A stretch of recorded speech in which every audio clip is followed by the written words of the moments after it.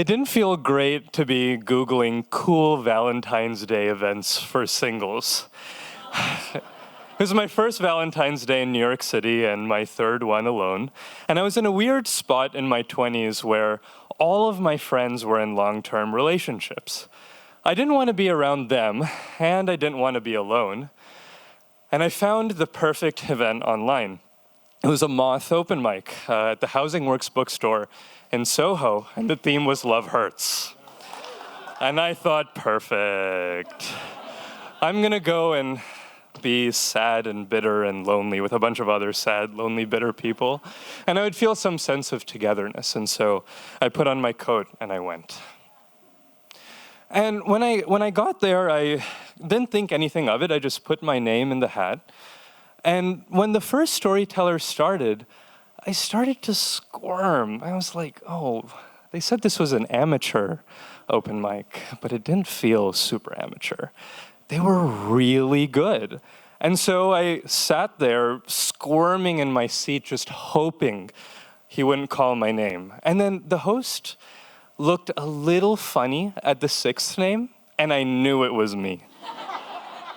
And it was. So I find myself standing on this low stage.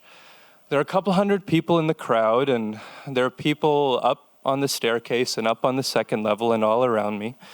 And they're looking at me, and so I did the worst thing I could have possibly done.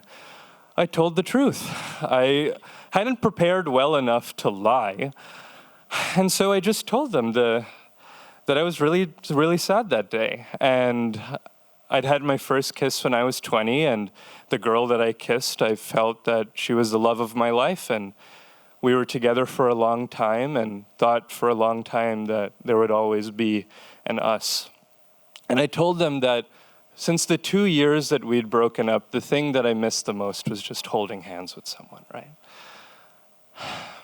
So I got home and, I hadn't won. There's only so far that a little preparation can take you.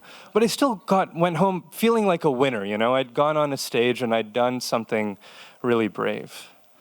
And my phone lights up. And one of the other performers had texted me and she said, hey, one of the people that I was with kind of thought you were really cute. Do you want her number? No girl since my ex had thought that I was really cute. And I was like, did you hear me? I haven't held hands in 2 years. Like, yeah, I'll take her number, So before I knew it, I was standing in front of Swingers Mini Golf in Nomad. And my date walks up, and she looks vaguely like Julia Roberts, so I'll just call her Julia for the sake of this story. And I'm like, oh man, she looks like Julia Roberts, what the hell, And she just starts, she has this really adventurous spirit. She traveled through South America and worked in clinics for a year, and she was an artist and had painted a bunch of blue squares for an art installation for a friend's wedding. And if all of that wasn't enough, as we were holding hands and sharing a mediocre slice of cake, she said, I love long novels with complex character development. And I thought, God, that's hot. And so it felt over, right? I'd waited over 700 days for this moment, and the moment it happened, it wouldn't be another 2 years. I'd done the thing. I'd gone on a stage. I'd been brave, gotten the girl. And then the next day, she let me know that there wouldn't be a second date after all. And I just took a day off from work, because what do you do?